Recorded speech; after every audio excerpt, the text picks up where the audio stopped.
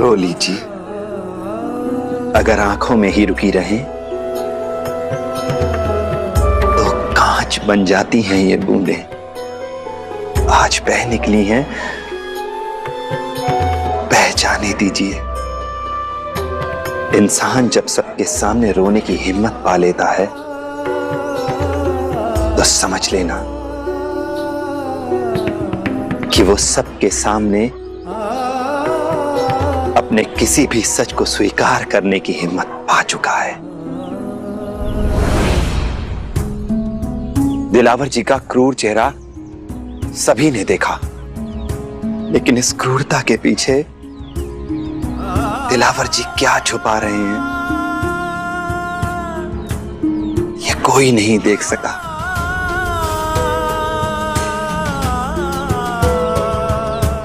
उठिए।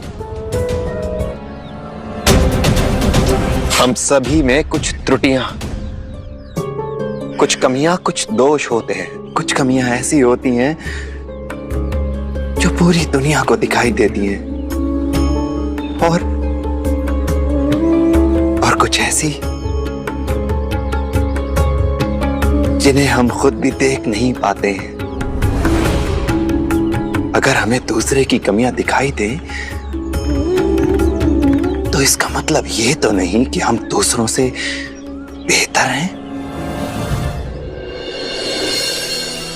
अपना सच दूसरों के सामने लाने के लिए हिम्मत ही नहीं, विश्वास भी चाहिए। ये विश्वास कि हमारा सच जानकर लोग हमारा मजाक नहीं बनाएंगे, घृणा नहीं करेंगे हमसे। हमारे सच को अच्छाई और बुराई के तराजू में नहीं तौलेंगे वो। रास्ता दिखाओ साईं, साईं ओ साईं। मुझे कुछ अजीब सा महसूस हो रहा है। ऐसे लग रहा है जैसे मैं बंधनों से आजाद हो रहा हूं।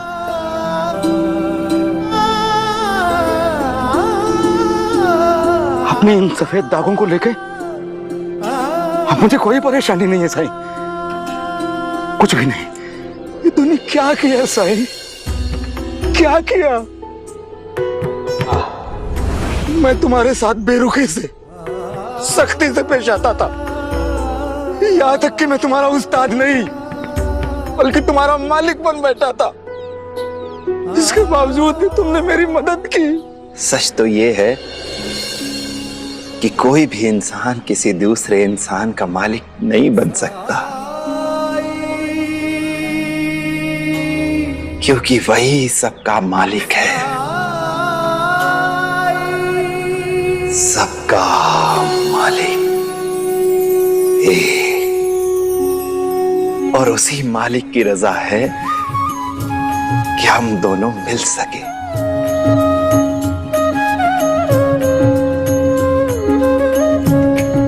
मुझे माफ कर दो साईं।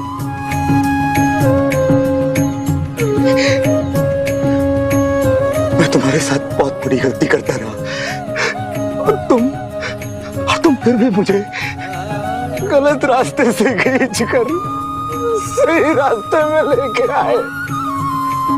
इसके लिए मैं जिंदगी भर तुम्हारा एहसानमंद रहूंगा साईं।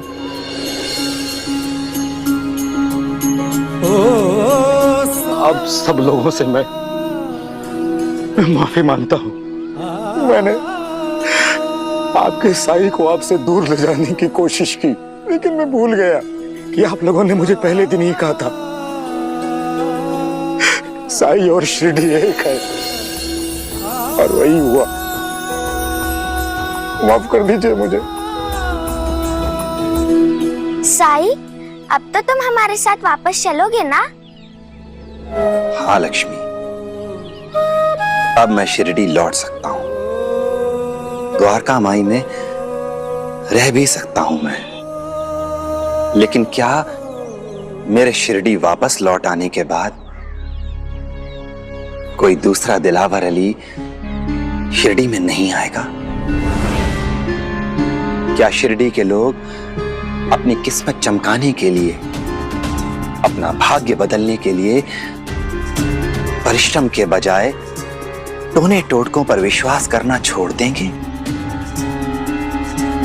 जब से दिलावर अली जी द्वारका माई में आए, बड़ी खामोशी से शिरडी वासियों को देखता रहा मैं। हाथ दिखाने में या अपने भाग्य जानने की उत्सुकता, इसमें कोई बुरी बात नहीं है। ये तो सब में होती है।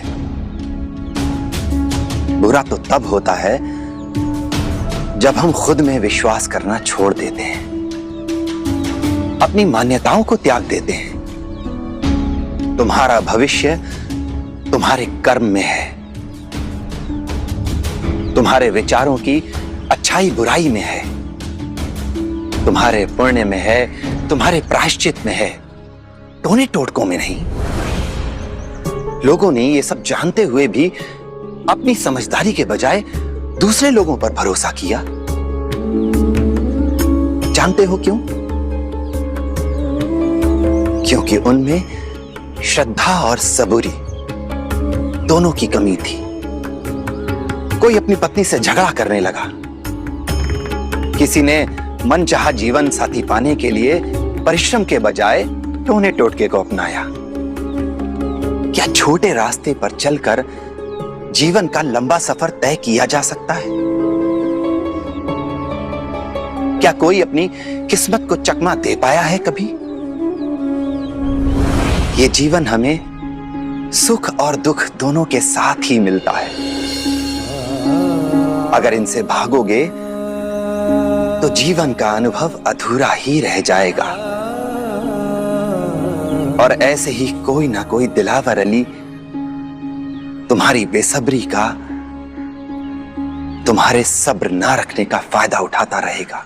साईं, हमें माफ कीजिए, हमसे गलती हो गई। हमसे गलती हो गई साईं, हमें क्षमा कर दीजिए।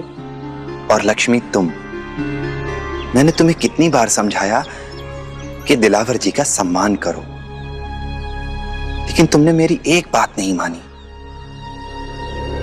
किसी का भी उसके रंग ढंग, उसकी वेशभूषा के लिए मजाक नहीं बनाना चाहिए। मुझसे गलती हो गई साईं, मुझे माफ कर दो।